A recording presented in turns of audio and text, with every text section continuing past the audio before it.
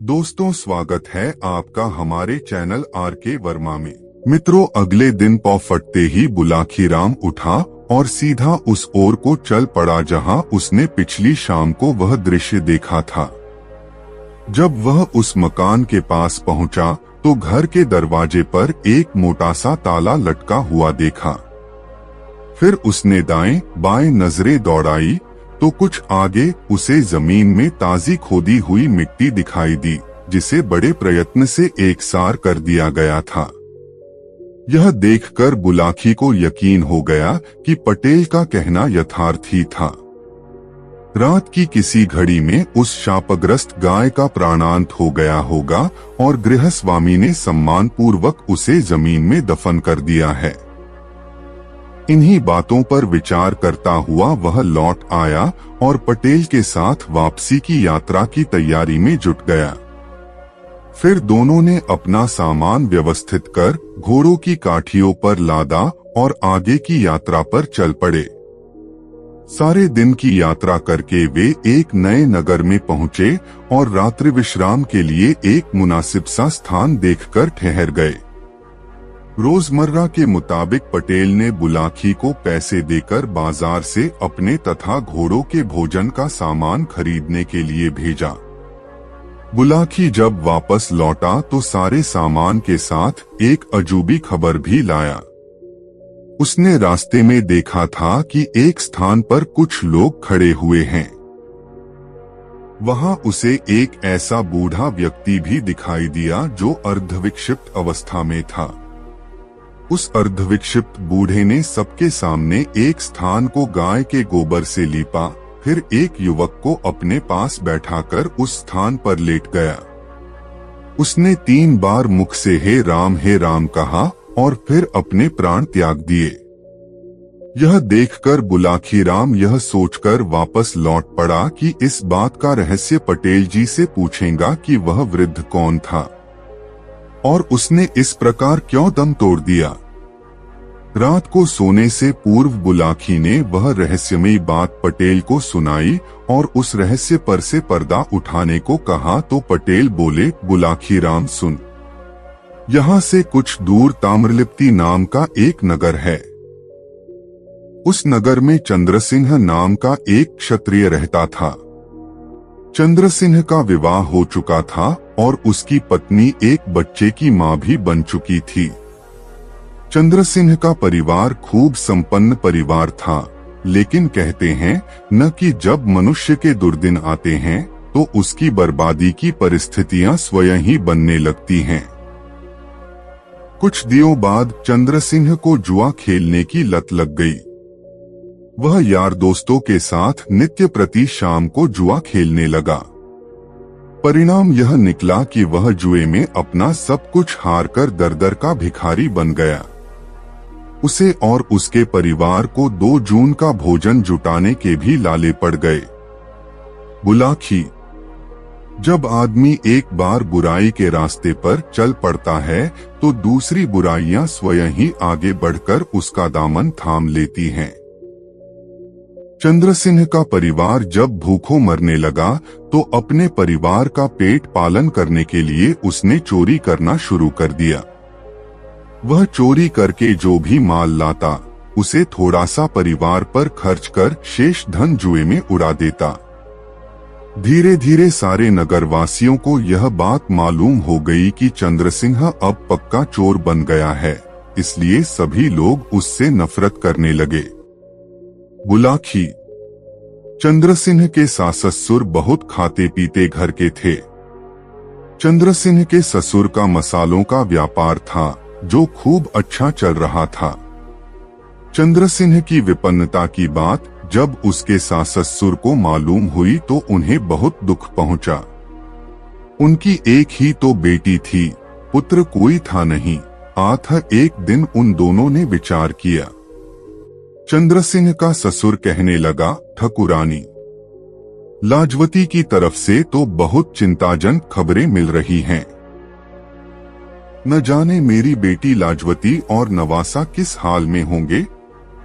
क्यों न कोई आदमी भेजकर कुछ दिन के लिए उन्हें यहाँ बुला लें। कुछ दिन के लिए क्यों, हमेशा के लिए ही बुला लो न। बेटा तो कोई है नहीं हमारा, जो कुछ हमारे पास है वह सब बेटी का ही तो है। फिर हमारे रहते वह अभावग्रस्त जीवन व्यतीत करे, यह तो हमारे लिए शर्म की बात होगी। दामाद ने बुरे कामों में फंसकर अपना जीवन बिगाड़ लिया तो इसमें हमारी बेटी का दोष क्या है? उसके कुकर्मों का फल हमारी बेटी और नवासा क्यों झेलेंगे? तुम आज ही कोई आदमी भेजकर उन सबको यहाँ बुला लो। चंद्रसिंह को भी अपने धंधे में लगा लेना, धीरे धीरे उसकी आदतें भी सुधर जाएंगी, चंद्रसिंह की सास ने कहा। फिर ऐसा ही किया गया। चंद्रसिंह के ससुर ने चंद्रसिंह और उसके परिवार को अपने पास ही बुला लिया। चंद्रसिंह के जिम्मे दुकान की जिम्मेदारी सौंप दी और सोच लिया कि उसका दामाद कुछ सुधर जाएगा। बुलाखी। ससुराल में आकर चंद्रसिंह कुछ दिन तो ठीक ढंग से रहा, लेकिन फिर उसकी बुरी आदतें उस पर हावी होने लगी। मौका देखकर वह बाहर जाने लगा और ऐसे लोगों की खोज करने लगा जो उसी की तरह जुए के शौकीन हो।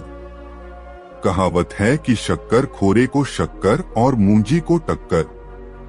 जिस आदमी को जैसे लोगों की चाहत होती है वह अपने जैसे लोग ढूंढ ही लेता है। चंद्रसिंह ने भी इस नए शहर में अपनी ही जैसी आदत वाले कुछ लोग ढूंढ लिए और वह फिर से उनके साथ जुआ खेलने लगा। इसके लिए वह गाहे दुकान के गल्ले से पैसे चुरा लेता और उन्हें जुए में उड़ा देता। ससुर को यह बात मालूम भी हो जाती कि उसकी दुकान के गल्ले से पैसे चोरी हो रहे हैं, किंतु वह यह सोचकर आंख मींच लेता कि बहती नदी के जल से कुछ जल निकल भी गया तो कौन सी विशेष हानि होने वाली है। बहरहाल वक्त इसी तरह से आगे सरकता रहा। एक दिन की बात है, दोपहर का समय था। चंद्रसिंह अपने ससुर की दुकान पर बैठा हुआ था, तभी उसे दस्त करने की इच्छा हुई। तब वह शौच करने के लिए दुकान से निकलकर दिशा मैदान को चल पड़ा। जंगल में वह ज्यादा ही दूर निकल गया। सामने एक बेरी की झाड़ी नजर आई तो वहीं शौच करने के लिए बैठ गया। उस झाड़ी के निकट एक बबूल का पेड़ था जिस पर एक जिन्न का निवास था। जिन्न ने जब उसे शौच कर्म करते देखा तो उसे चंद्रसिंह पर बहुत गुस्सा आया। उसने उसे सजा देने का निर्णय कर लिया। शौचकर्म से निपटकर चंद्रसिंह वापस लौटा और दुकान के काम में लग गया। शाम को जब वह घर लौटा तो परिवार के लोगों से मिला, भोजन किया और अपने कमरे में सोने के लिए चला गया। उस रात वह जुआ खेलने नहीं जा सका क्योंकि उसके ससुर ने उस पर कठोर पाबंदियां लगा दी। वैसे भी उसके ससुर की हवेली इतनी मजबूत थी कि एक बार बाहर का दरवाजा लगा देने के बाद उसका दरवाजा खोलना बहुत मुश्किल था। हवेली के ऊपरी हिस्से में उसने लोहे का ऐसा मजबूत जाल डलवा रखा था कि कोई भी उस जाल को काटे बिना हवेली में दाखिल हो ही नहीं सकता था। बुलाखी। वह जिन्न जिसके स्थान पर दोपहर के समय चंद्रसिंह शौच कर आया था, रात के समय उस हवेली के बाहर पहुंचा और दरवाजे पर दस्तक लगाई। दस्तक लगने पर चंद्रसिंह अलसाया सा उठा। उसने दरवाजे के निकट जाकर पूछा, कौन हो भाई? तुम्हारा एक दोस्त, दरवाजे के बाहर से जिन्न ने उत्तर दिया। तुम्हें जुआ खेलने के लिए निमंत्रित करने आया हूँ। मजबूरी है दोस्त, चंद्रसिंह बोला, मैं बाहर नहीं जा सकता। अंदर से दरवाजे पर मजबूत ताला लगा है और चाबी मेरी पत्नी के पास है। चाबी की चिंता मत करो, जिन्न ने कहा, बस तुम यह बता दो कि जुआ खेलने की इच्छा है तुम्हारे मन में। चाहता तो हूँ, लेकिन ताला। चंद्रसिंह की बात पूरी भी न हुई थी कि दूसरी ओर से जिन्न ने जल्दी से कहा, ताले की बात छोड़ो। बस तुम दरवाजे के पास अपनी आंखें बंद कर खड़े हो जाओ। आंखें खोलोगे तो तुम इस हवेली के बाहर खड़े होगे। जिन्न के कहने के अनुसार चंद्रसिंह ने अपनी आंखें बंद कर ली। आंखें खोल तो वह मकान के बाहर था। चंद्रसिंह को यह सब देखकर बहुत आश्चर्य हुआ। माम ने देखा तो वह भय से कांप उठा। एक नंगधंग जिन्न उसके सामने खड़ा था। घबराओ नहीं, उसे भयभीत देखकर जिन्न ने कहा, मुझे अपना दोस्त ही समझो। यह कहकर जिन्न ने उसका हाथ पकड़ा और अपने स्थान की ओर से चला। बुलाखी। जिन्न उसे लेकर उसी बेरी की झाड़ी के पास पहुंचा। उसने वहां पहुंचकर कोई संकेत किया तो एक स्थान पर जमीन फट गई और नीचे की ओर जाती सादियां नजर आने लगीं। सीढ़ियां उतरकर जब दोनों नीचे पहुंचे तो चंद्रसिंह ने स्वयं को एक सजे सजाए बहुत ही खूबसूरत कमरे में खड़ा हुआ पाया। कमरे में पत्र का खूबसूरत पलंग बिछा हुआ था, जिस पर जुआ खेलने में उपयुक्त सारा सामान रखा हुआ था। सारी रात चंद्रसिंह और वह जिन्न जुआ खेलते रहे। सुबह मुर्गे ने बांग दी तो चंद्रसिंह सचेत हुआ। उसने जिन्न से कहा, मित्र, सुबह होने को है, मेरा कर पहुंचना बेहद जरूरी है। आथ किसी तरह से मुझे मेरे घर पहुंचाओ। जिन्न कहने लगा, घर तो मैं पहुंचा दूंगा, किंतु भूलकर भी आज की घटत का किसी से जिक्र मत कर देना। यदि तुमने ऐसा किया तो मेरा क्रोध तुम पर टूट पड़ेगा। तुम पागल हो जाओगे। तुम विश्वास करो मित्र, मैं इस घटना का जिक्र किसी से भी नहीं करूंगा। बस अब तुम जल्दी से मुझे मेरे घर पहुंचा दो। बस तो फिर मीचो अपनी आंखें। बोला जिन्न, आंखें खोलोगे तो स्वयं को अपने बिस्तर पर पाओगे। जिन्न के कहे अनुसार चंद्रसिंह ने अपनी आंखें बंद कर ली। फिर जब उसने अपनी आंखें खोली तो वह अपने बिस्तर पर मौजूद था। बुलाखी। जब चंद्रसिंह उस जिन्न के साथ जुआ खेलने में व्यस्त था तो उस समय एक और घटना घट गई। अर्धरात्रि के समय चंद्रसिंह की पत्नी उसके कमरे में यह देखने के लिए पहुंची कि उसका पति चैन से सोया हुआ है या नहीं। पर जब उसने उसका बिस्तर खाली देखा तो वह सन्न रह गई। दरवाजे की ताली उसके पास थी, फिर वह बाहर कैसे चला गया? उसने अपने पिता को जगाया और सारी बात बताई। सुनकर उसका पिता भी हतप्रभ रह गया। हवेली में कई कमरे थे। सारे कमरों में वंद्रसिंह को तलाश की गई, किंतु जब वह किसी कमरे में नहीं मिला तो वे लोग यह सोचकर सो गए कि सुबह देखेंगे। सुबह हुई। चंद्रसिंह की पत्नी फिर अपने पति के कमरे में पहुंची तो यह देखकर उसके आश्चर्य का ठिकाना न रहा कि उसका पति तो अपने बिस्तर पर पड़ा हुआ खराटे भर रहा था। वह दौड़ी हुई अपने पिता के पास पहुंची और यह बात बताई। सुनकर चंद्रसिंह का ससुर भी आश्चर्य करने लगा। उसे चंद्रसिंह के एकाएक इस प्रकार राल के समर अपने कमरे से गायब हो जाने और फिर प्रकट हो जाने में कुछ रहस्य प्रतीत हुआ।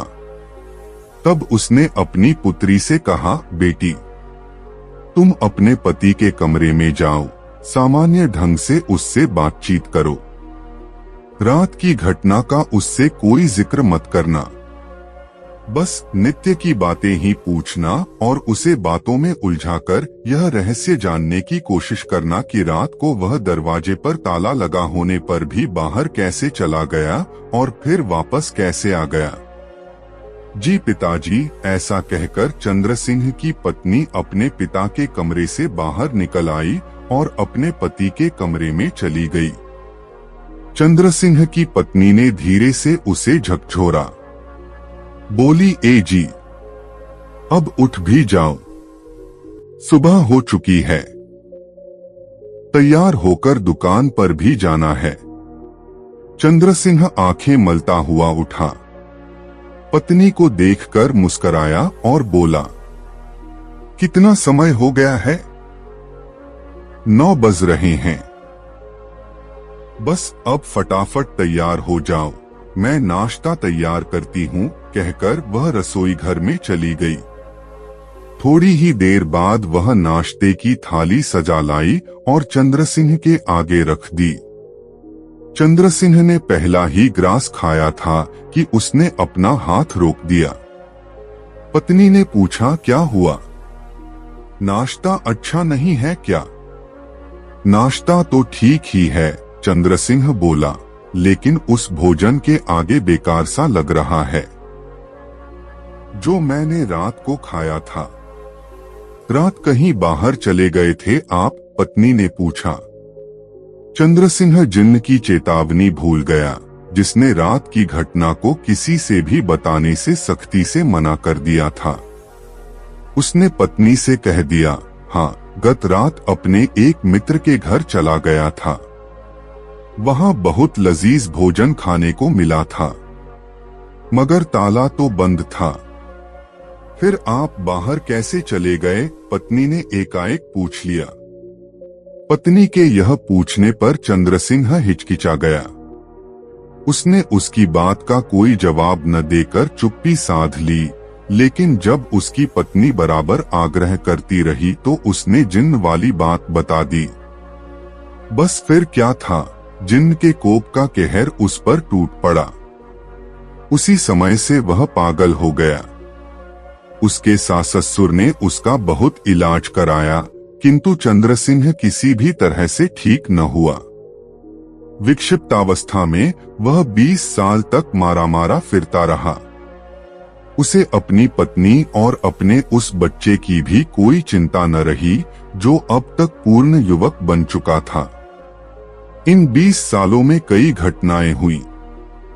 चंद्रसिंह के सास ससुर स्वर्ग सिधार गए। उसकी पत्नी भी उसकी विक्षिप्तावस्था का गम न सह सकी और एक दिन वह भी चल बसी। परिवार में रह गया सिर्फ उसका बेटा सूर्य कुमार। बुलाखी। भटकता भटकता एक दिन चंद्रसिंह इस नगर में आ पहुंचा। यहाँ उसका कोई दूर का रिश्तेदार रहता था, अतः वह उसके यहाँ पहुंच गया। उसने अपने उस रिश्तेदार से आग्रह किया कि किसी तरह वह उसके पुत्र को यहाँ बुलवा दे।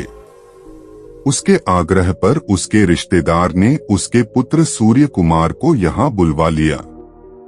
चंद्रसिंह को शायद अपनी मृत्यु का पूर्वाभास हो गया था, अतः उसने उस रिश्तेदार के मकान के सामने एक स्थान को अपने हाथों से गाय के गोबर से लीपा। फिर अपने पुत्र का हाथ लेकर उस लीपे हुए स्थान पर लेट गया। मुख से 3 बार हे राम कहा और अपने प्राण त्याग दिए। इतनी कहानी सुनाकर पटेल ने थोड़ी देर विराम लिया। फिर आगे बोले, सोहे बुलाखी राम, आज शाम तूने जो दृश्य देखा था वह उसी समय का था। अब बताओ, तुम्हारी जिज्ञासा शांत हो गई या नहीं? यदि तुम कोई और भी प्रश्न पूछना चाहते हो तो वह भी पूछ लो। चूंकि बुलाखी राम की जिज्ञासा समाप्त हो चुकी थी, अतः वह चुप ही रहा। तब दोनों ही अपने अपने बिस्तर पर लेट गए। दोस्तों, गंगाराम पटेल बुलाखी राम नाई की यह मजेदार कहानी आपको कैसी लगी कमेंट बॉक्स में जरूर बताएं।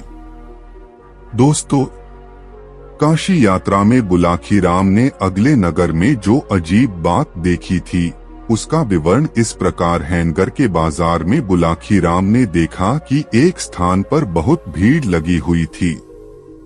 भीड़ के मध्य 2 व्यक्ति खड़े थे, जिनमें से एक तो कोई राजपुरुष प्रतीत होता था और दूसरा कोई निर्धन व्यक्ति। राजसी वस्त्रों में सज्जित पुरुष जवान था और निर्धन व्यक्ति बहुत बूढ़ा। वह राजपुरुष उस निर्धन वृद्ध के पैरों को बार बार छूकर उसके प्रति सम्मान प्रकट कर रहा था। दोनों की ही आंखें आंसुओं से भीगी हुई थीं।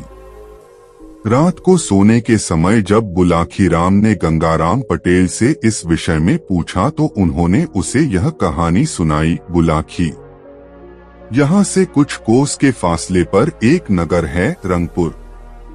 रंगपुर नगर में राजा श्रीपाल का शासन था। राजा श्रीपाल के 2 पुत्र थे, जिनमें बड़े का नाम अजय और छोटे का नाम विजय था। उस राजा में वैसे तो अनेक अच्छाइयां थीं, किंतु एक बुराई भी उसके अंदर थी। वह यह समझता था कि उसकी प्रजा के सब लोग उसी के कारण सुरक्षित हैं। वही उनका भाग्य विधाता है। उसी के प्रताप से उन्हें भोजन की प्राप्ति होती है। कहने का मतलब यह है कि राजा मिथ्याभिमानी हो गया था। एक दिन की बात है, राजा अपने महल में बैठा हुआ था। उसके समीप ही उसके दोनों पुत्र भी बैठे थे। अचानक राजा ने अपने बड़े बेटे से यह प्रश्न पूछ लिया, अजय बेटे, यह बताओ कि किसके प्रताप से तुम्हें अन्न एवं जल प्राप्त होता है? उत्तमोत्तम वस्त्र, स्वादिष्ट भोजन और नाना प्रकार की सुख सुविधा की वस्तुएं तुम्हें किसके भाग्य से मिलती हैं? अजय चाटुकार था। उसने तुरंत उत्तर दिया, पिताजी, ये सब वस्तुएं तो मुझे आपके प्रताप से ही मिलती हैं। आप इन चीजों को देना बंद कर दें तो मेरा जीवन ही समाप्त हो जाएगा। आपके बिना मेरा अस्तित्व कैसा? आप ही के कारण तो मैं राजकुमार कहलाता हूँ, नहीं तो कोई मुझे पूछे भी नहीं। अजय का उत्तर सुनकर राजा खुश हो गया। फिर उसने विजय से भी यही बात पूछी तो विजय ने कहा, पिताश्री, इस संसार के समस्त प्राणियों को उनके भाग्य के अनुसार ही भोजन पानी और दूसरे सब सुख मिलते हैं। व्यक्ति का भाग्य साथ दे तो वह सफलता की बुलंदियों पर जा पहुंचता है, और यदि भाग्य साथ न दे तो वह पतन के गर्त में जा गिरता है। व्यक्ति के अपने भाग्य से ही उसे सब कुछ मिलता है। भोजन, वस्त्र और विविध प्रकार की सुख सामग्री उसे उसके भाग्य से ही मिलती है। तो क्या जो तुम खाते हो, जो वस्त्र तुमने पहने हैं, जो सुख सुविधाएं तुम्हें मिली हुई हैं, वे सब तुम्हें तुम्हारे भाग्य से ही मिली हैं? राजा ने पूछा। हाँ पिताजी, बिल्कुल ऐसा ही है। ये चीजें मुझे मेरे भाग्य से ही मिली हैं। यह सुनकर राजा को क्रोध आ गया। उसने गुस्से से कहा, विजय, तुम तो बहुत ही कृतघ्न हो। मेरा दिया खाते हो, मेरा दिया पहनते हो और इसका श्रेय देते हो अपने भाग्य को। तुम मेरे बेटे कहलाने का हक नहीं रखते। निकल जाओ मेरे महल से और कहीं बाहर जाकर अपने भाग्य के सहारे ही अपनी जीविका चलाओ। पिता की आज्ञा शिरोधार्य कर विजय महल से निकल आया और जीविका उपार्जन के लिए एक दूसरे राज्य की ओर चल पड़ा। रास्ते में एक घना जंगल पड़ता था। राज्य से निष्कासित राजकुमार विजय जब पैदल चलता हुआ बहुत थक गया तो विश्राम करने के लिए एक घने वृक्ष की छाया में बैठ गया।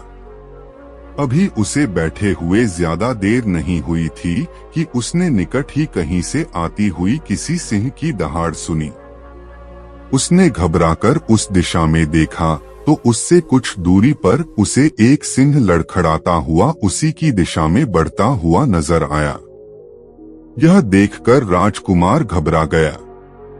पहले उसने विचार किया कि जान बचाने के लिए उसे वृक्ष पर चढ़ जाना चाहिए, लेकिन जब उसने दोबारा सिंह की दहाड़ सुनी तो उसके कदम ठिठक गए। सिंह की दहाड़ में क्रोध का भाव न होकर करुणा का भाव था। विजय ने फिर उस सिंह की चाल पर गौर किया। सिंह बुरी तरह से लंगड़ा कर चल रहा था। उसका अगला एक पंजा जमीन पर पड़ हो नहीं रहा था। यह देखकर विजय के मन में उस सिंह के प्रति दया के भाव पैदा हो गए। घायल सिंह लंगड़ाता हुआ उसी वृक्ष के पास पहुंचकर बैठ गया जिस वृक्ष के नीचे विजय बैठा हुआ था, और वह याचना भरी निगाहों से विजय की ओर देखने लगा, जैसे कहना चाहता हो कि आओ मेरी मदद करो। झिझकता हुआ विजय तब धीरे धीरे सिंह के निकट पहुंचा। उसने दाएं हाथ से सिंह का सिर सहलाया। सिंह को उसके स्पर्श से कुछ राहत सी मिली तो उसने अपनी आंखें बंद कर ली। विजय ने इस बार दोबारा उसकी पीठ सहलाई तो सिंह जमीन पर लेट गया। अब विजय ने उसके घायल पंजे पर ध्यान दिया। सिंह के पैर में एक मोटा कांटा चुभा हुआ था। कांटा इतना बड़ा और सख्त था कि वह पंजे को फाड़कर ऊपर तक निकल आया था। उस कांटे के कारण सिंह का पैर बुरी तरह से सूज गया था। कांटे के कारण पूरा पंजा जख्मी हो गया था और पंजे से रक्त बह रहा था। सिंह की ऐसी हालत देखकर विजय नीचे झुका। उसने सिंह का वह घायल पंजा दाएं हाथ से पकड़ा और अपने दांतों से पकड़कर उस कटी को एक झटके से बाहर निकाल लिया। राहत मिली तो सिंह की गुर्राहट बंद हो गई और वह आंखें मूंद कर लेट गया।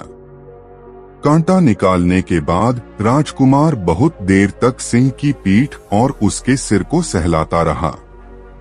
बुलाखी। ममता की भाषा सभी प्राणी समझते हैं।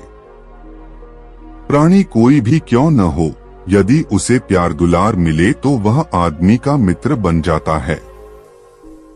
उस दिन से वह हिंसक प्राणी सिंह भी राजकुमार का मित्र बन गया।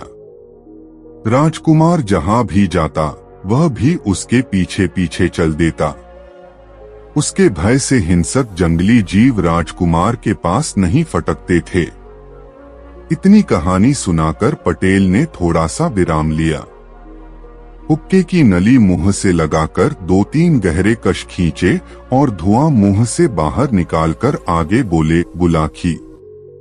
अब इस प्रसंग को यहीं छोड़कर मैं तुम्हें एक दूसरा प्रसंग सुनाता हूँ, जिसका संबंध इसी कहानी से है। रंगपुर राज्य की सीमा से सटा हुआ एक दूसरा राज्य है कर्णपुर। कर्णपुर में राजा इंद्रद्युम्न का शासन था। इस राजा के कोई संतान नहीं थी। आथ राज्य का प्रधानमंत्री इस राज्य पर अपना अधिकार करने का राजा के विरुद्ध एक कुचक्र रच रहा था। परंतु चूंकि राजा अपनी प्रजा में बहुत लोकप्रिय था और नगर की सारी जनता राजा के पक्ष में थी, आथ वह खुलकर उसके विरुद्ध कोई दुस्साहस करने का हौसला नहीं जुटा पा रहा था। दैवयोग से एक दिन उसे राजा के विरुद्ध अपने कुचक्र को पूरा करने का अवसर मिल गया।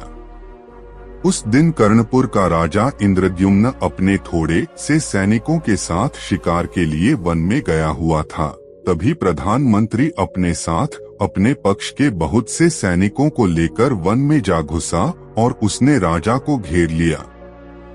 दोनों पक्षों में तलवारें खींच गई और वे एक दूसरे पर वार करने लगे।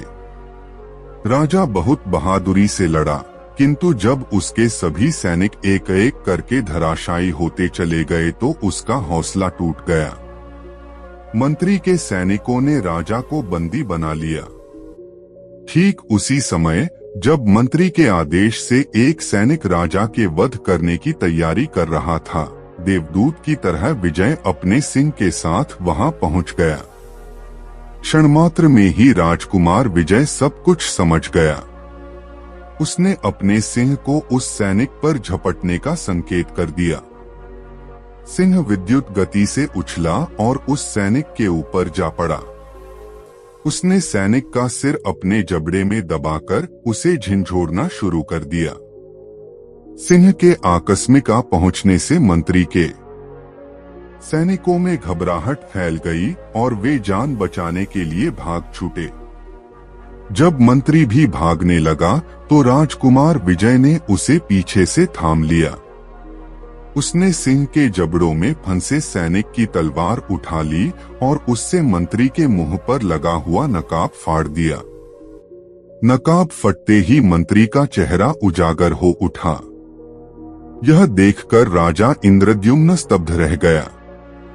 विजय ने मंत्री के सीने पर तलवार अड़ासी रखी थी। आथ राजा ने आगे बढ़कर मंत्री की तलवार उसके हाथ से छीन ली और उसे निहत्था करके उसकी मुश्कें कसकर एक और को डाल दिया। अब राजा इंद्रद्युम्न राजकुमार विजय की ओर मुखातिब हुआ। उसने राजकुमार से कहा, बेटा तुम कौन हो और इस सिंह के साथ कैसे रहते हो? राजकुमार विजय ने तब राजा को अपनी सारी कहानी सुनाई। राजकुमार के द्वारा पूछने पर राजा ने भी अपने बारे में सारी बातें बता दी। राजा ने विजय से कहा, बेटे अब सारी चिंता छोड़ दो। मैंने अब से तुम्हें अपना बेटा मान लिया है। आथ मेरे साथ चलो, मैं तुम्हें अपना उत्तराधिकारी बनाऊंगा। राजकुमार सहमत हो गया और राजा के साथ मंत्री को सिंह की पीठ पर लादकर कर्णपुर नगर में चला आया। नगर निवासियों ने जब मंत्री को बंदी हालत में सिंह की पीठ पर लदे हुए देखा तो उनके आश्चर्य का ठिकाना न रहा, लेकिन बाद में जब उसकी गद्दारी की बात मालूम हुई तो सभी उसकी हरकतों पर उससे घृणा करने लगे। बुलाखी।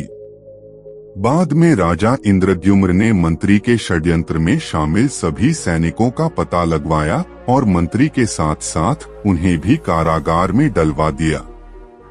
उसने एक बहुत बड़ा दरबार सजाया और विजय को अपना उत्तराधिकारी घोषित कर दिया। राजकुमार विजय आनंद से अपने दिन व्यतीत करने लगा। अब सुनो रंगपुर का हाल। अपने बेटे विजय को राज्य से निष्कासित कर देने के बाद राजा श्रीपाल को पश्चाताप होने लगा। उन्हें अपने मिथ्याभिमान पर भी अफसोस होने लगा।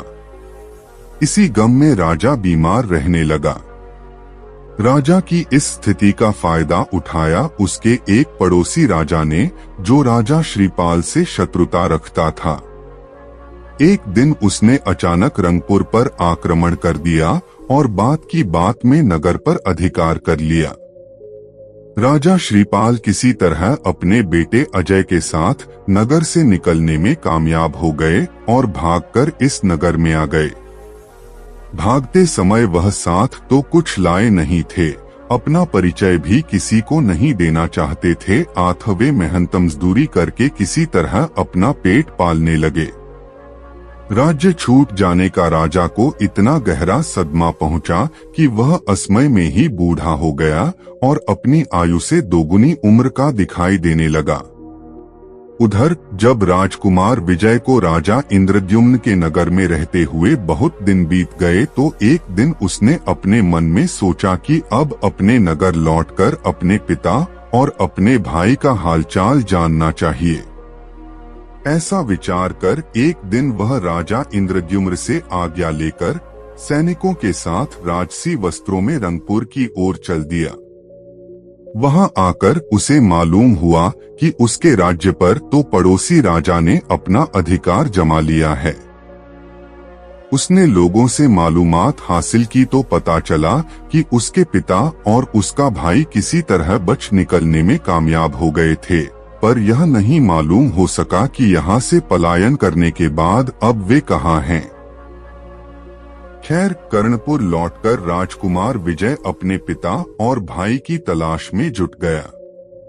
इसी बीच उसने अपनी सेना संगठित कर रंगपुर पर हमला कर दिया और उस राजा को परास्त कर अपने राज्य पर अधिकार कर लिया।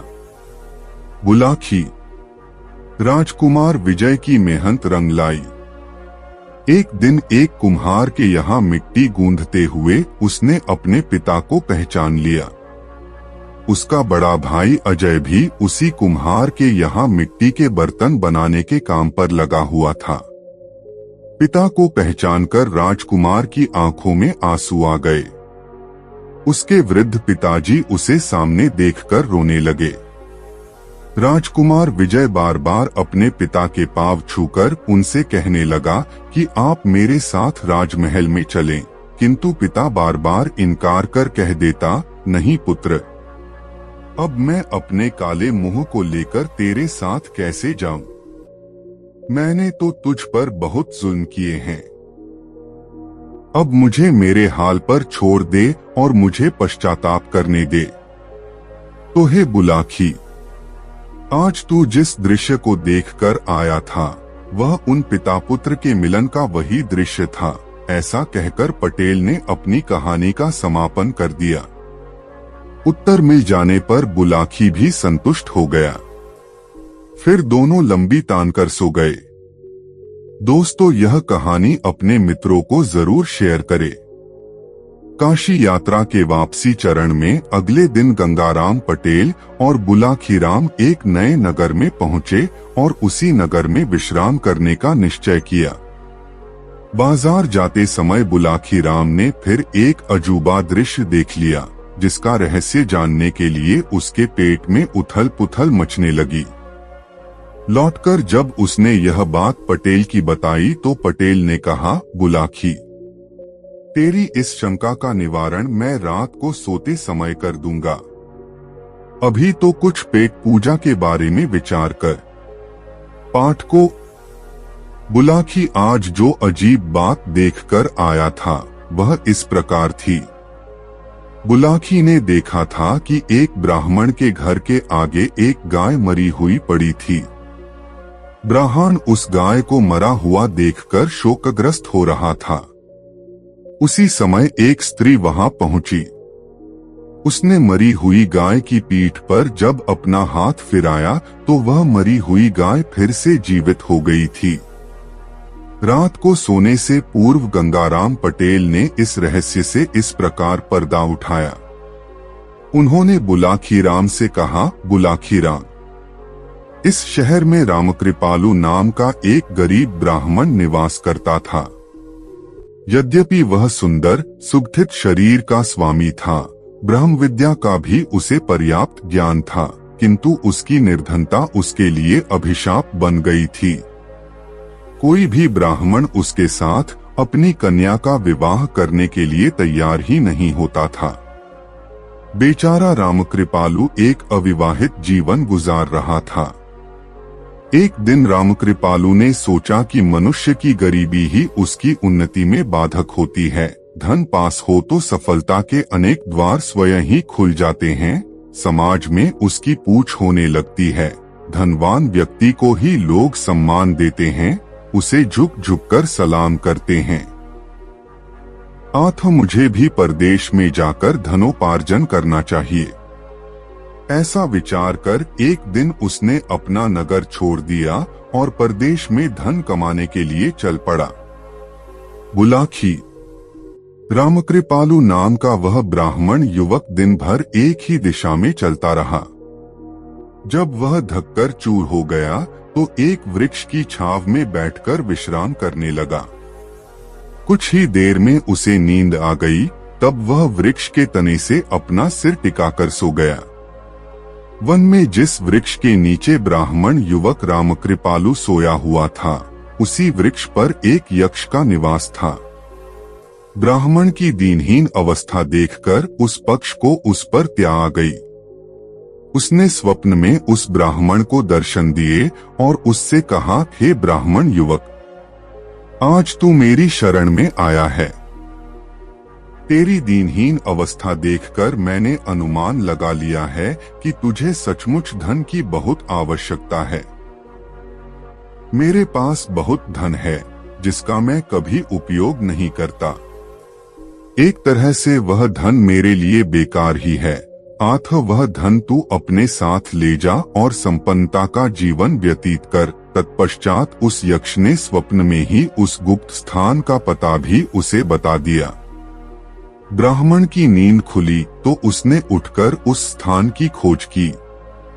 शीघ्र ही उसी वृक्ष के नीचे वह गुप्त स्थान उसे मिल गया, जहां यक्ष ने अपना खजाना दबाया हुआ था। ब्राह्मण ने जल्दी जल्दी वह सारा धन निकाल लिया और उस धन को एक गठरी में बांध करके पीठ पर लाद कर आगे को चल दिया। ब्राह्मण जब कुछ दूर निकल गया तो रास्ते में उसे एक वधिक मिला, जो एक कपिला गाय को रस्सी से बांधकर ले जा रहा था। ब्राह्मण ने उस वधिक से पूछा, क्यों भाई, तुम इस गाय को खरीद कर लाए हो या इसे बेचने के लिए ले जा रहे हो? वधिक बोला, न तो मैं इसे खरीद कर लाया हूँ और न इसे बेचने का इरादा है। मैं तो इसको मारकर इसे अपना आहार बनाऊंगा। नहीं भाई, ऐसा मत करो। देखो, यह एक अच्छी नस्ल की गाय है। अच्छी तरह से इसे दाना पानी दोगे तो यह तुम्हारे परिवार के लोगों के लिए खूब दूध देगी, ब्राह्मण ने कहा। वधिक कहने लगा, देखो भाई, न तो मेरे पास पत्नी है और न कोई परिवार। मैं इस दुनिया में नितांत अकेला हूँ। पेशे से वधिक हूँ, मांसाहारी हूँ।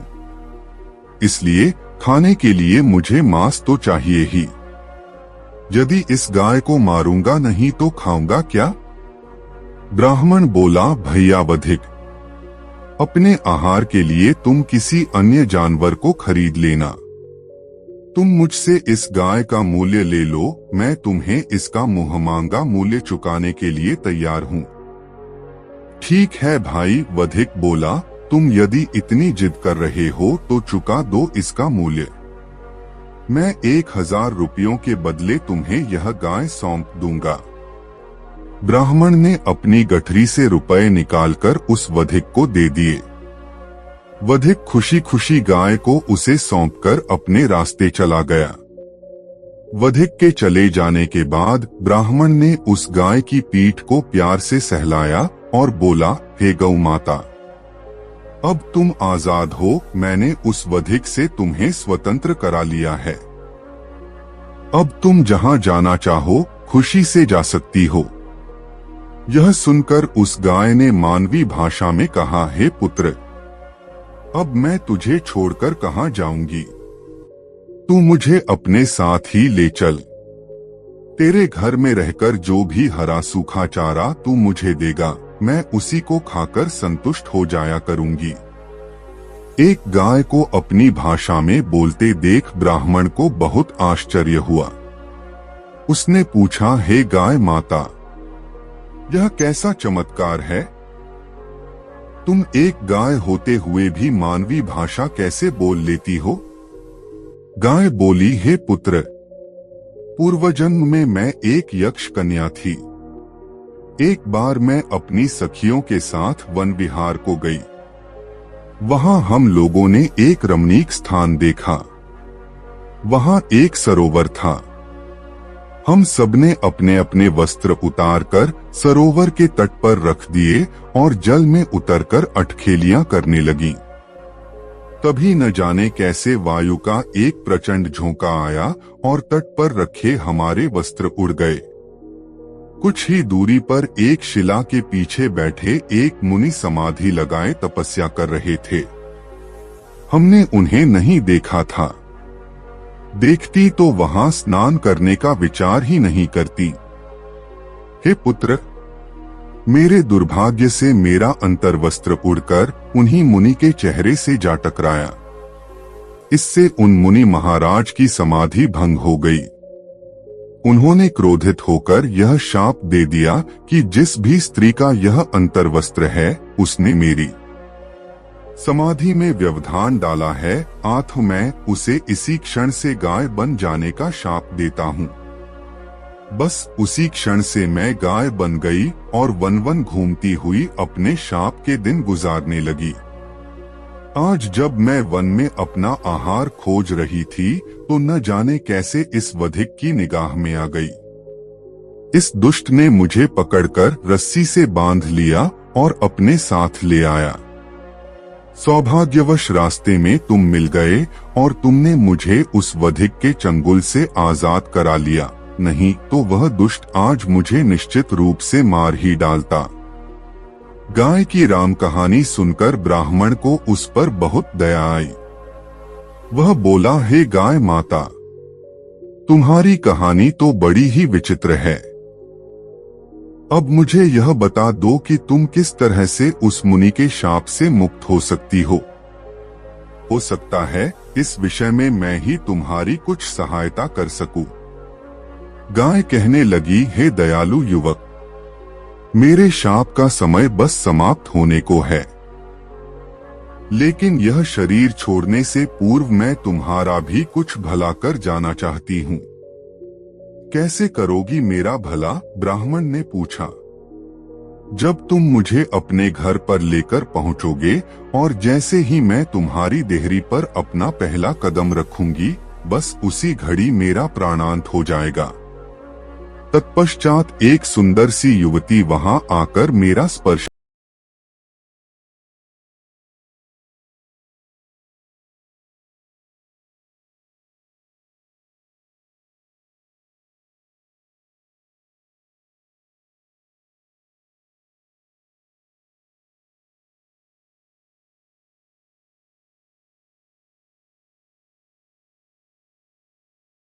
करेगी। जैसे ही वह मेरे मृत शरीर पर अपना हाथ रखेगी, मैं पुनः जीवित हो जाऊंगी। मेरे दयालु बेटे, वह युवती ही तुम्हारी पत्नी बनेगी।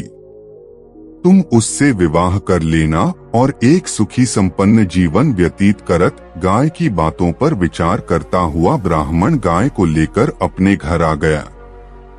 फिर वैसा ही हुआ जैसा गंगू माता ने उसे बताया था।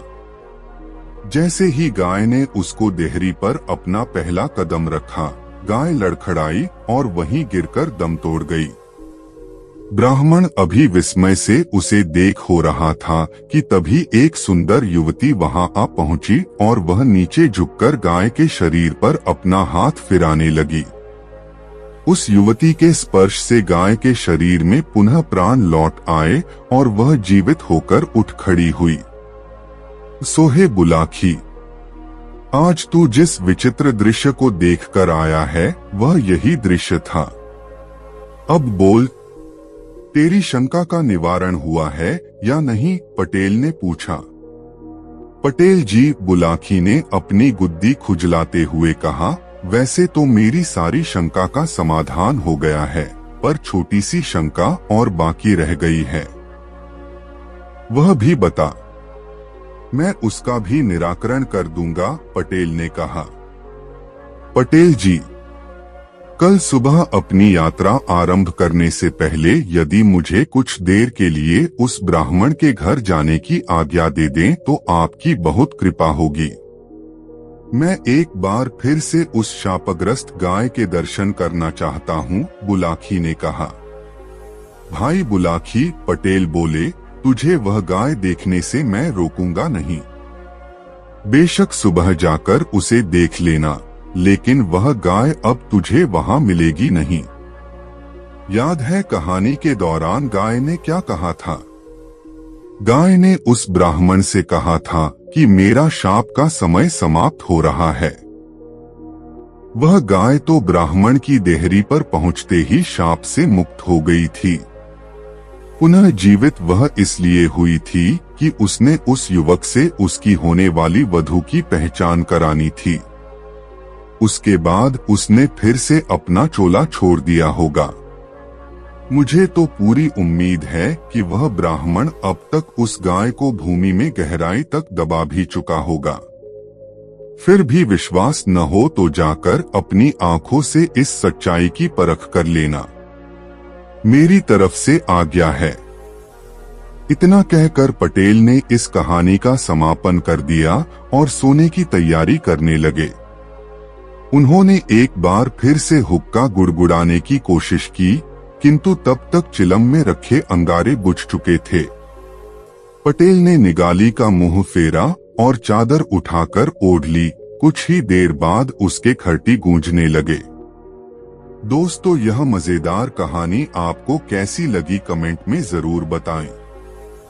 दोस्तों, काशी यात्रा की वापसी के 14वें चरण में दिन भर की यात्रा करते हुए गंगाराम पटेल और बुलाखीराम नाई हरिपुर नामक नगर में पहुंचे और रात्रि को वहीं विश्राम करने का निश्चय करके एक धर्मशाला में ठहर गए।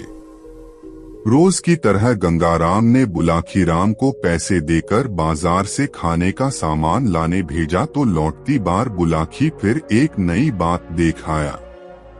उसने बाजार में देखा कि राजा के आदेश से एक भिखारी और एक सुंदर स्त्री को एक चबूतरे पर बने खंभे के साथ खड़ा करके उनके शरीर में कीलें ठोकी जा रही थीं। दोनों चीत्कार कर रहे थे। खून उनके शरीर से झरझर करता हुआ बह रहा था। बहुत से दर्शक उन्हें देख रहे थे, किंतु कोई भी व्यक्ति उन्हें बचाने के लिए आगे नहीं आ रहा था। बुलाकी यह दृश्य देखकर लौट आया। रात को जब वे दोनों भोजन आदि से निवृत्त हो गए तो बुलाकी राम ने वह दृश्य बताकर गंगाराम पटेल से उसके रहस्य को पूछा। गंगाराम पटेल ने तब उससे इस प्रकार कहा, बुलाकी राम, यहाँ से 100 कोस के फासले पर एक नगर है कौशाम्बी। वहाँ राजा नरदत्त का शासन था। नरदत्त की रानी शालिनी राजा से नाराज रहती थी। उसका कहना था कि राजा उसकी बहुत उपेक्षा करता है, वह उसे उसके मायके नहीं जाने देता, नहीं वह उसकी इच्छाओं का कोई सम्मान करता है। बुलाकी रानी का यह आरोप सरासर गलत था। राजा शालिनी को बहुत चाहता था, किंतु राजकाज में उसे इतनी व्यस्तता रहती थी कि वह चाहकर भी रानी के साथ उसके मायके जाने के लिए समय नहीं निकाल पाता था। लेकिन जब रानी अपनी जिद पर अड़ गई तो वह कुछ दिन के लिए उसे उसके मायके ले जाने के लिए तैयार हो गया। एक दिन वे दोनों अपने नगर से चल दिए। रास्ते में एक ऐसा जंगल मिला जहां पानी का कोई साधन नहीं था। 12 कोस आगे और 12 कोस पीछे पानी की एक बूंद नहीं मिलती थी। दैवयोग से खोज करने पर राजा को एक ऐसा कुआं दिखाई दे गया जो एक आम के वृक्ष के नीचे बना हुआ था। उस कुएं में पानी तो था, किंतु पानी बहुत गहराई पर था। राजा उसमें पानी देखकर प्रसन्न हो गया।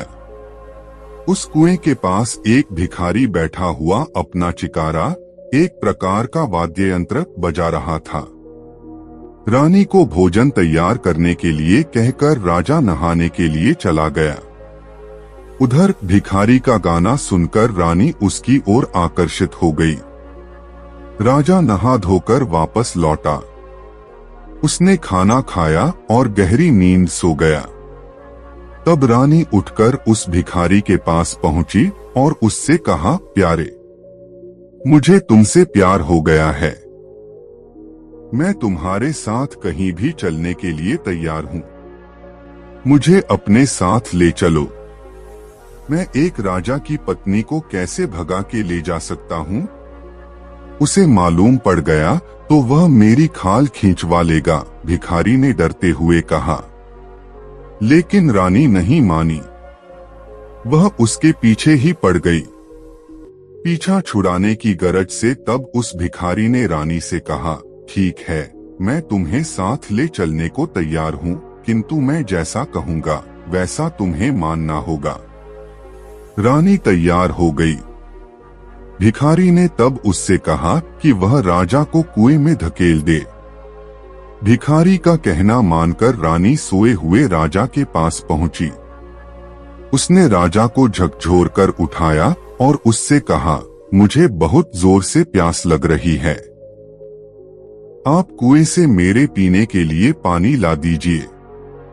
आंखें मलता हुआ राजा उठा और रानी को साथ लेकर कुएं पर पहुंच गया।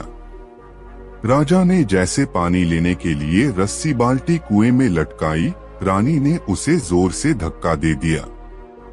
राजा गुडुप गुडुप करता हुआ पानी में डूबने लगा। उसी समय रानी उस भिखारी के साथ वहां से भाग गई। भिखारी और रानी ने पेट पालने के लिए गांव-गांव जाकर नाचना गाना शुरू कर दिया। उधर राजा कुएं में डूबा नहीं था। वह एक पत्थर को पकड़कर अधर में लटका हुआ था। कई दिन ऐसे ही बीत गए। एक दिन एक पशुओं का व्यापारी उधर से गुजरा। उसके पास बहुत से मवेशी थे जिनकी पीठों पर अनाज लदा हुआ था। उसने कुएं से जल खींचने के लिए रस्सी बाल्टी लटकाई तो राजा ने उस रस्सी को पकड़ लिया। ऊपर से वह पशुओं का व्यापारी ताकत लगा रहा था, किंतु रस्सी उससे खींच ही नहीं रही थी। उसने कुएं के भीतर झांका तो 2 हाथ बाल्टी पकड़े उसे दिखाई दिए। तब उसने अपने साथियों की मदद से राजा को बाहर निकाला। इतने दिन पानी में भूखा पड़ा रहने से राजा को न तो कुछ दिख ही रहा था और न वह कुछ सुन ही रहा था। उसका बोल भी नहीं निकल रहा था। उस पशुओं के व्यापारी ने 2 दिन तक राजा को धूप में रखा, उसकी सेवा की तो राजा ठीक हो गया। उसने उस पशुओं के व्यापारी को अपनी आपबीती सुनाई। पशुओं के व्यापारी ने उसे आश्वासन दिया कि वह राजा को उसके राज्य तक पहुंचाएगा, लेकिन राजा ने मना कर दिया। वह बोला, तुमने मेरे प्राण बचाए हैं, अब से यह जीवन तुम्हारे लिए है, मैं तुम्हारे साथ ही रहूंगा। तब से राजा भी उस पशु व्यापारी के साथ गांव-गांव, शहर-शहर भटकने लगा। एक दिन एक शहर में उसने मजमा जुटा देखा। उत्सुकतावश वह भी मजमा देखने पहुंच गया। वहां क्या देखता है कि उसकी रानी ठुमक ठुमक कर नाच रही है और वह भिखारी गीत गा रहा है।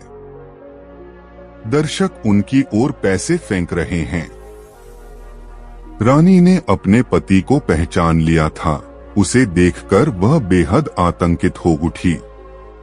वह सोचने लगी कि यह डूबने से बच कैसे गया। तभी वहां के राजा का बुलावा नाच देखने के लिए आ गया। अतः वह उस भिखारी के साथ अपना नाच पेश करने के लिए राज दरबार में चली गई। सारी रात नाच का कार्यक्रम चलता रहा। राजा बेहद खुश था। उसने कलाकारों से पूछा, बताओ मैं तुम्हारे लिए क्या कर सकता हूँ? तुम जो भी मांगोगे वही मिलेगा। महाराज, दुहाई हो, बस कृपा बनी रहे। हमें रुपया पैसा कुछ नहीं चाहिए, रानी ने विनय की। हम बहुत प्रसन्न हुए। तुम सच्चे कलाकार लगते हो, पर तुम्हें कुछ तो मांगना ही होगा। हमारे दरबार से कोई खाली हाथ नहीं जा सकता, राजा बोला। तो महाराज एक काम करें, आपके राज में एक पशुओं का व्यापारी आया हुआ है। उसके साथ एक नौकर भी है। आप उस नौकर को फांसी पर चढ़वा दें। राजा ने तत्काल अपने सिपाही भेजकर पशु व्यापारी के नौकर को पकड़ बुलाया। नौकर बहुत डरा हुआ था। पशु व्यापारी भी दरबार में आ गया। राजा ने उस नौकर को बताया कि वह फांसी पर चढ़ाया जाने वाला है। नौकर बने राजा ने तब हाथ जोड़कर राजा से निवेदन किया कि पहले उसकी कहानी सुन ली जाए। राजा मान गया। नौकर बने राजा ने तब अपनी दुष्चरित्र पत्नी की सारी कहानी राजा को सुना दी। राजा ने फिर उस पशु व्यापारी से भी पूछा। उसने भी बता दिया कि किस तरह उसने राजा को कुएं से निकाला था। सारी बातें जानकर राजा को बहुत गुस्सा आया। उसने आदेश दिया कि राजा नरदत्त को तो सम्मान पूर्वक उसके राज्य में पहुंचा दिया जाए और उसकी दुष्चरित्र पत्नी और उस भिखारी को खंभे से बांधकर उनके शरीर में कीलें ठोंक दी जाएं। सोहे बुलाखीराम, आज शाम तुम जो दृश्य देखकर आए थे वह वही दृश्य था। राजाज्ञा का पालन किया जा रहा था। राजा के आदेश से ही रानी शालिनी और उसके पुरुष मित्र उस भिखारी को एक खंभे से बांधकर उनके शरीर में कीलें ठोंकी जा रही थीं। इतना कहकर पटेल थोड़ा रुके और उन्होंने बुलाखी की तरफ देखा। फिर पूछा, अब बोलो बुलाखीराम, तुम्हारे प्रश्न का उत्तर तुम्हें मिल गया न? अगर तुम संतुष्ट हो गए हो तो अब सो जाएं। आंखों में नींद गहरा रही है। हाँ पटेल जी, अब आराम से सो जाओ। मेरे प्रश्न का उत्तर मुझे मिल गया है, बुलाखीराम बोला और सोने का प्रयास करने लगा। कुछ ही देर बाद दोनों गहरी नींद में सोए हुए थे। दोस्तों, वीडियो को एक लाइक जरूर करें और कमेंट में बताएं। दोस्तों, काशी यात्रा के अगले पड़ाव में वे दोनों एक नए नगर में पहुंचे। वहां एक खूबसूरत सा बाग देखकर उन्होंने वहीं ठहरने का निश्चय किया। इस बार बुलाखीराम शहर में जिस दृश्य को देखकर आया था वह इस प्रकार का। बुलाखी ने देखा कि एक नौजवान चक्की के दो पाटों को एक लकड़ी में डालकर रास्ते पर लुढ़काता हुआ ला रहा था। तभी घोड़े पर सवार होकर मर्दाना वेश में एक को वहां पहुंची। उसने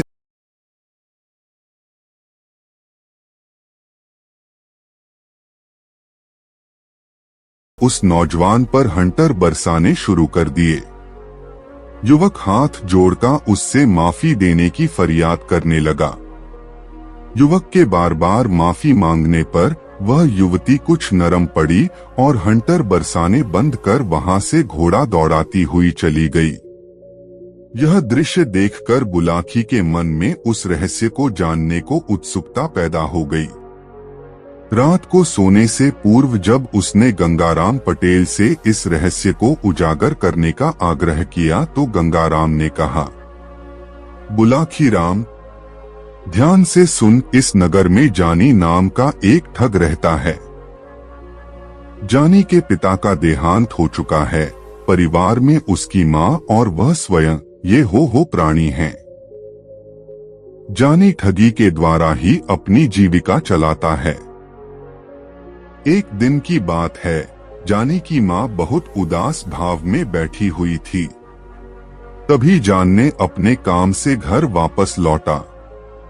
माँ को उदास देखकर उसने पूछा, माँ, क्या बात है, आज तू बहुत उदास लग रही है? माँ बोली, बेटा जानी, मेरी उदासी का कारण तू ही है। मैं तेरे ही विषय में चिंतित हूँ। मेरे विषय में?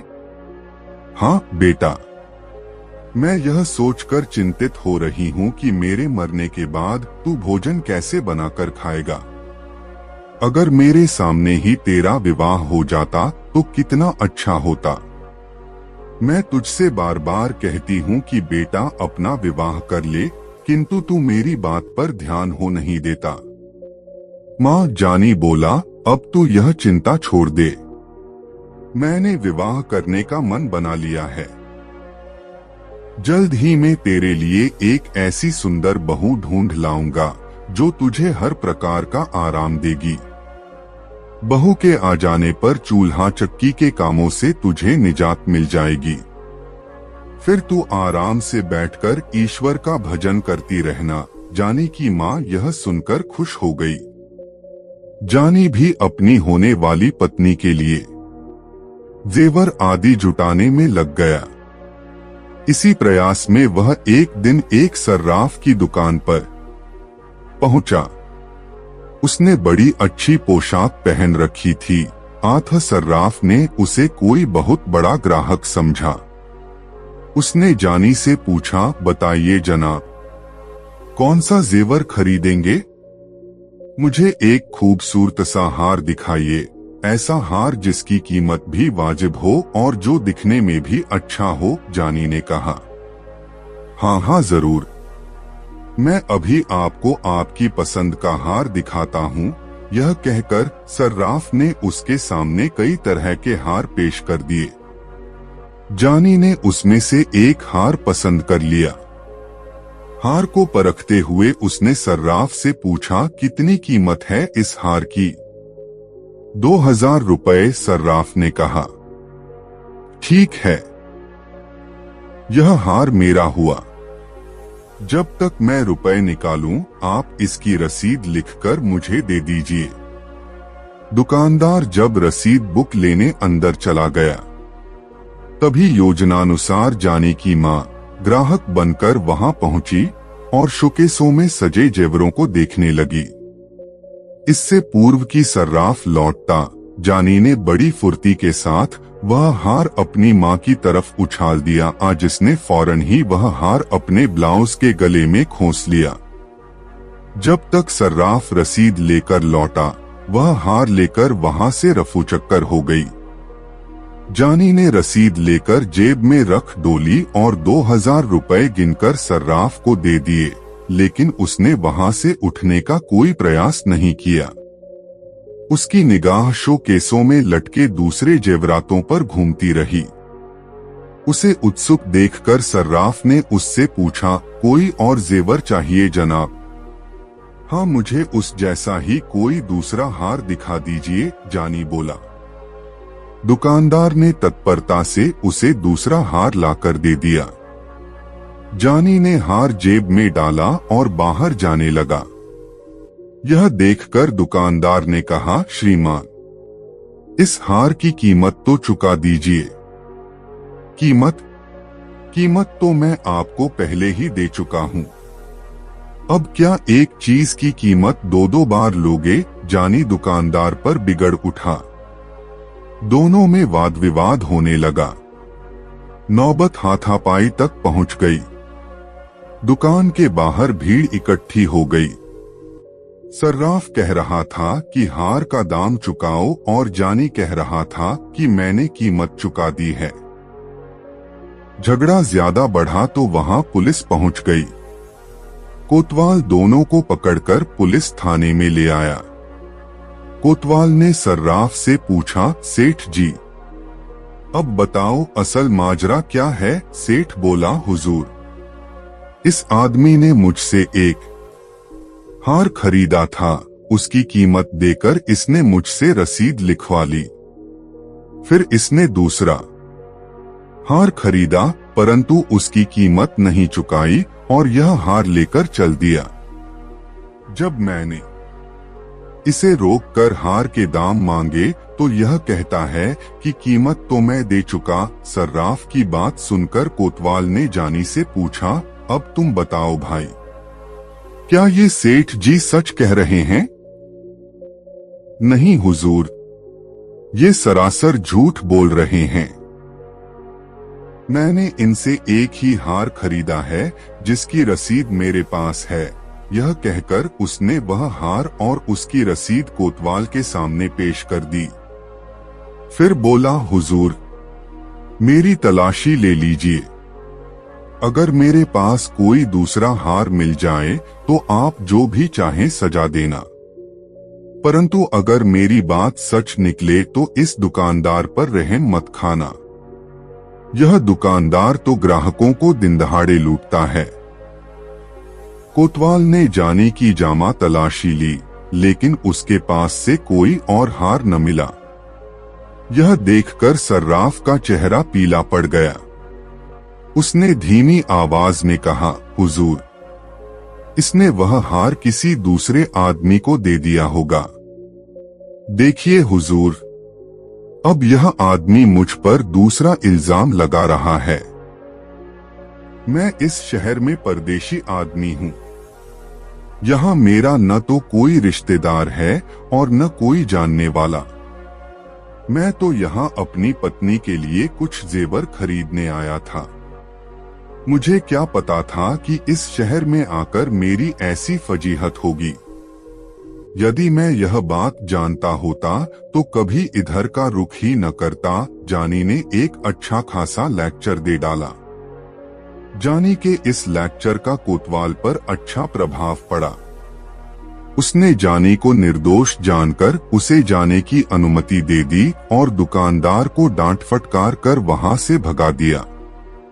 बेचारा दुकानदार लूट पिट कर वहां से चला आया। घर लौटकर जानी ने वह हार भी अपनी मां को सौंप दिया और अगले दिन किसी दूसरे व्यक्ति को ठगने की योजना बनाने लगा। बुलाखी राम। अगले दिन जानी फिर ठगी करने के लिए निकला।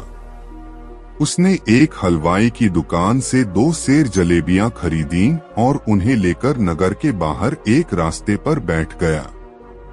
वहां उसने उन जलेबियों में कांटे से छेद कर दिए और एक बबूल के पेड़ पर चढ़कर वह जलेबियां पेड़ के कांटों में टांग दी। कुछ जलेबियां अपने पास भी रख ली। कुछ ही देर बाद उसे एक आदमी घोड़े पर बैठा आता दिखाई दिया। उसके घोड़े पर काफी सामान लदा हुआ था और वह घोड़ा भी बहुत अच्छी नस्ल का था। जानी ने उस व्यक्ति को ही अपने शिकार के रूप में चुन लिया। वह व्यक्ति करीब आया तो जानी ने उससे कहा, आओ मित्र, घोड़े से उतरकर नीचे आओ, देखो मेरे पास कैसी बढ़िया चीज है। वह व्यक्ति घोड़े से नीचे उतर आया। जानी ने कुछ जलेबियां उसकी ओर बढ़ाते हुए कहा, लो यह फल खाओ, इनका स्वाद बहुत ही उत्तम है। अजनबी व्यक्ति जब जलेबी लेने से झिझकने लगा तो जानी ने एक जलेबी अपने मुंह में डाल ली। बोला, झिझको नहीं मेरे भाई, निःसंकोच होकर खाओ, खाने में बेहद मजेदार हैं ये फल। फल? तुम इन्हें फल कह रहे हो, यह तो जलेबियां हैं, अजनबी बोला। तुम्हें धोखा हो रहा है मित्र, जानी बोला, यह फल ही हैं। समीप के एक वृक्ष से मैंने अभी अभी इन्हें तोड़ा है।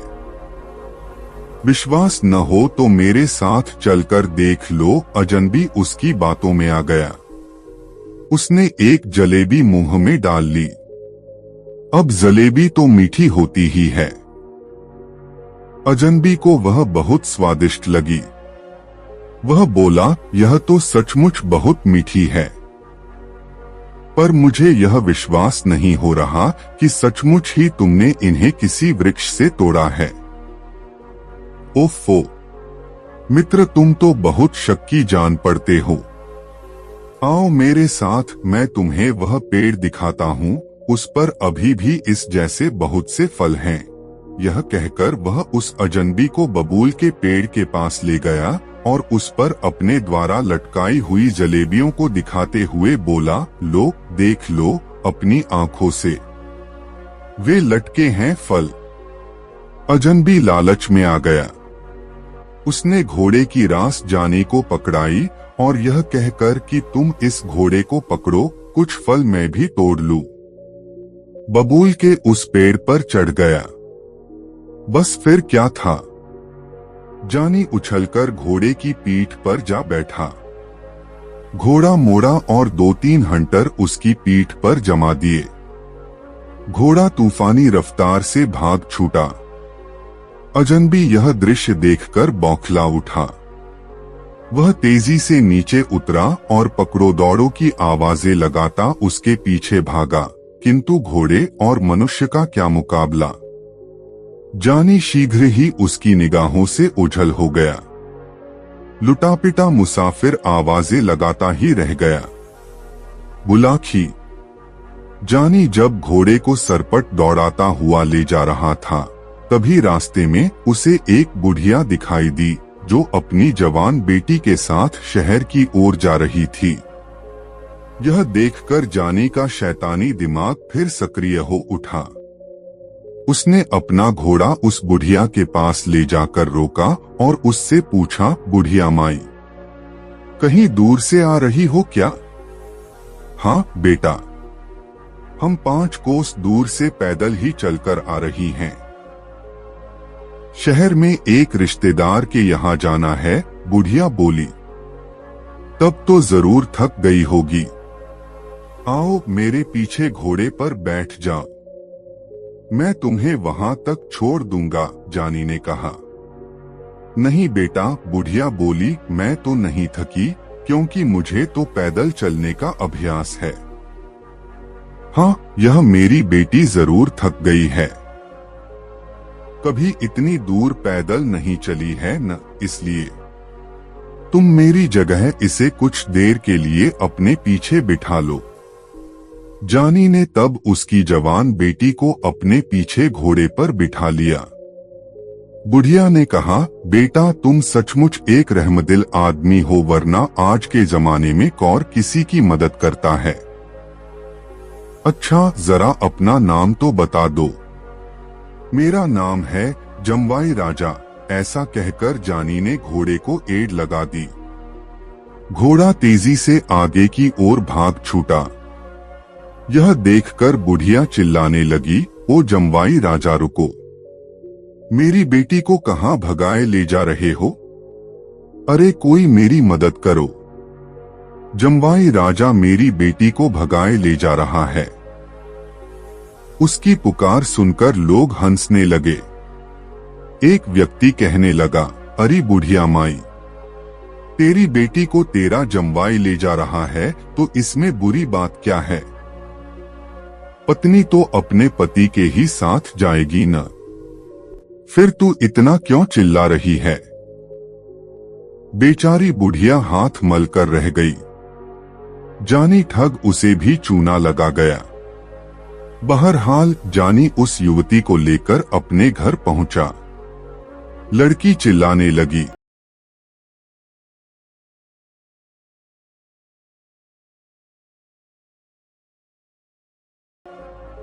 तो जानी ने उसके मुंह पर कपड़ा बांध दिया। उसके हाथ पांव भी बांध दिए ताकि वह भाग न सके। फिर वह अपनी माँ से बोला, माँ, तू मुझसे विवाह करने को कह रही थी न? देख यह बहू लाया हूं तेरे लिए। यह सुनकर बुढ़िया खुश हो गई। उसने लड़की की बलैया ली और जानी से कहा, बेटा, बहू तो अच्छी है परंतु तुमने हाथ पांव और मुंह क्यों बांध दिए हैं? अरे खोल दे इसके हाथ पांव को, यह तो मेरी बड़ी प्यारी बहू है। यह कोई गड़बड़ थोड़े ही करेगी। फिर उसने उस युवती के सिर पर हाथ फिराते हुए उससे पूछा, क्यों बहू, चीखेगी, चिल्लाएगी तो नहीं? युवती भी हालात को समझ गई थी। उसने गर्दन हिलाकर सहमति व्यक्त कर दी। उसने मन में सोचा कि मौका हाथ लगने दे बुढ़िया, तुझे और तेरे इस ठग बेटे को ऐसा पाठ पढ़ाऊंगी कि तू भी क्या याद रखेगी। उस रात जानी की माँ ने अपनी नई बहू के लिए बहुत स्वादिष्ट व्यंजन बनाए और अपने हाथों से उन्हें उस युवती को खिलाया। अगले दिन जानी की तथाकथित बहू ने जानी से कहा, ऐ जी सुनिए, अब तो मैंने भी फैसला कर लिया है कि आपकी पत्नी बनकर ही इस घर में रहूंगी। पर ऐसा करने से पहले मुझे अपनी गृहस्थी का सामान भी इकट्ठा करना होगा। आप ऐसा कीजिए, बाजार चले जाइए और एक चक्की खरीद लाइए। मैं अपने हाथों से आटा पीसकर उससे आपका भोजन तैयार किया करूंगी। इतनी कहानी सुनाकर गंगाराम पटेल ने कुछ क्षण के लिए विराम लिया। हुक्के के 2-3 घंट लिए और आगे बोले, बुलाखी, स्त्री की जात बहुत विचित्र होती है। प्रिया चरित्र के बारे में अनेक कहावतें कही और सुनी जाती हैं। कहते हैं कि जब इसका भेद ब्रह्मा ने भी नहीं पाया तो आदमी की क्या औकात। जानी उसकी बातों में आ गया और उसी समय चक्की लाने के लिए बाजार को चल पड़ा। जब उस युवती को यह विश्वास हो गया कि अब जानी काफी दूर चला गया है तो उसने उठकर अंदर का कुंडा बंद कर लिया। टहलती हुई वह जानी के माँ के करीब आई और किसी चीते की तरह तेजी से उस पर झपट पड़ी। उसने उसे काबू में किया और उसके हाथ पांव और मुंह पर कपड़ा बांधकर उसे एक कोने में पटक दिया। अब उसने पूरे घर को खंगालना शुरू किया। घर की सभी मूल्यवान चीजें जैसे जेवर, रुपए, पैसे आदि खोज खोज कर एक बड़े से थैले में भर लिए। अपना जनाना लिबास उतारा और जानी के कीमती मर्दाना कपड़े पहन लिए। फिर उसने थैला उठाया और उसे घोड़े की पीठ पर रख लिया। वह घोड़े पर बैठी और उस पर सवार होकर बाहर चली गई। जानी की माँ उसे जाते हुए देखकर टुकुर टुकुर ताकती रह गई। चोर के ऊपर मोर पड़ गया था। युवती मर्दाने वेश में घोड़े पर सवार होकर बाजार में पहुंची। शीघ्र ही उसे जानी दिखाई दे गया, जो चक्की के दोनों पाटों को एक लकड़ी के डंडे में फंसाकर उसे घसीटता हुआ ला रहा था। युवती उसके पास पहुंचकर रुकी और कड़क कर कहा, अरे हरामखोर, यह क्या कर रहा है? इस चक्की के पाटों को सड़क पर घसीटकर राजकीय सड़क को खराब कर रहा है। ऐसा कहकर उसने 3-4 हंटर जानी की पीठ पर जमा दिए। हंटर की मार खाकर जानी का राह उठा और बार बार हाथ जोड़कर उससे माफी मांगने लगा। उसने युवती को बिल्कुल भी नहीं पहचाना था।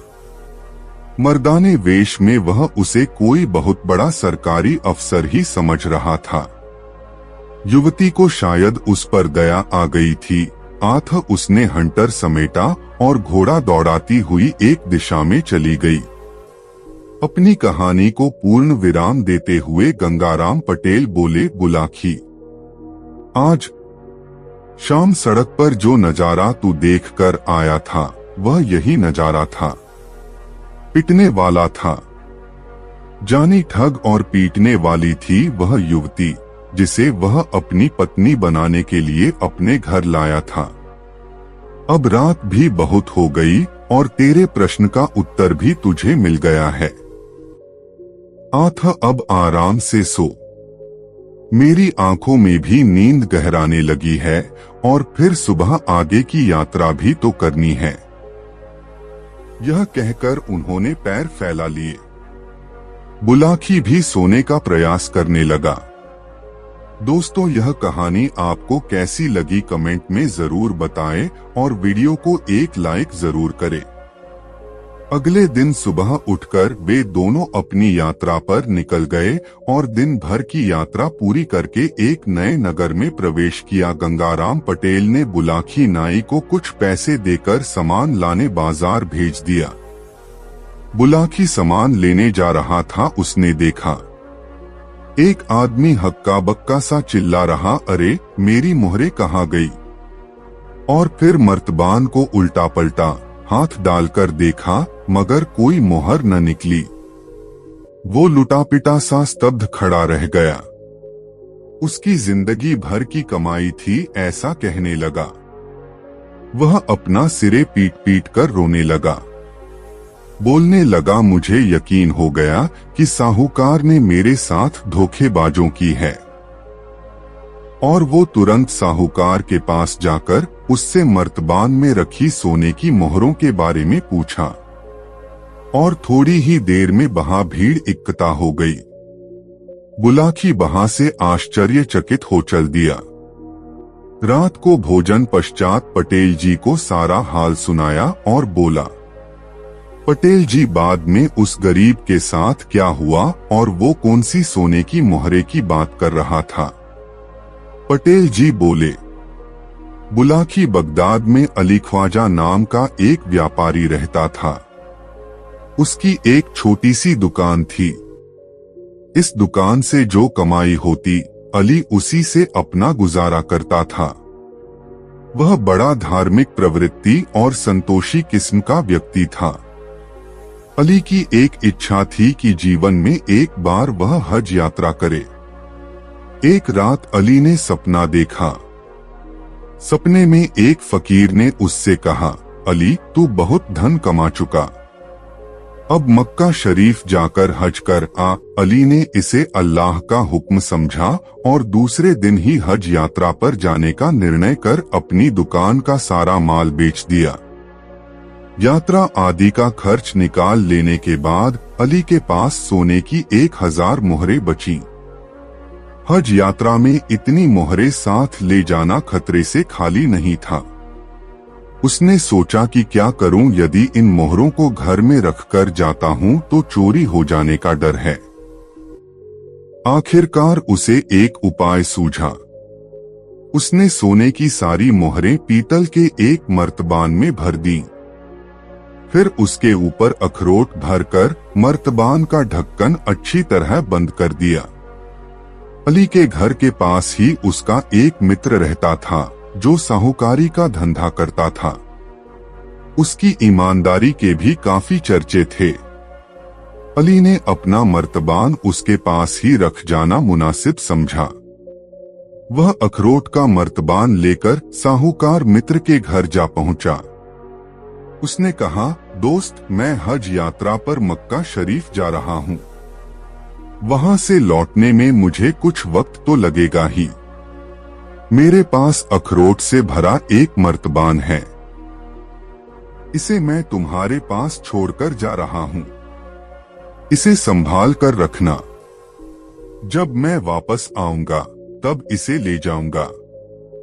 अरे भाई अली, इसे अपना ही घर समझो और यह लो चाबी। साहूकार ने अली को अपने गोदाम की चाबी देते हुए कहा, तुम खुद ही गोदाम में जाकर अपने हाथों जहां चाहो वहां अपना मर्तबान रखाओ और निश्चिंत होकर हज यात्रा पर जाओ। अल्लाह ताला से हमारे लिए भी दुआ करना। यह सुनकर अली बेहद खुश हुआ। उसने साहूकार से चाबी ली और मर्तबान स्वयं अपने हाथों गोदाम में रखाया। फिर वह बाजार गया और एक ऊंट किराए पर लेकर हज करने निकल पड़ा। इस प्रकार अली को गए 7 वर्ष बीत गए। इस बीच वह मक्का, मदीना, मिस्र, दमिश्क, यरूशलेम आदि विभिन्न तीर्थों की यात्रा करता रहा और अब तो वह वापस अपने मुल्क की ओर आ रहा था। उधर एक दिन साहूकार को अचानक कुछ अखरोटों को जरूरत पड़ गई। रात का समय था। उस समय भला अखरोट कहाँ मिलते, मगर अचानक उसे अपने गोदाम में रखे अली के अखरोटों के मर्तबान की याद आई।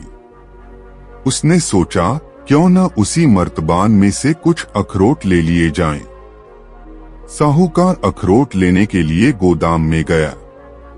उसने अली का मर्तबान खोला तो देखा कि अखरोट सड़ गए हैं। इसलिए उसने मर्तबान उलट दिया। तब अखरोट के साथ साथ मर्तबान में रखी सोने की मोहरें भी निकलकर प्याले में गिर पड़ी। ये नजारा देखकर साहूकार की आंखें फट पड़ी।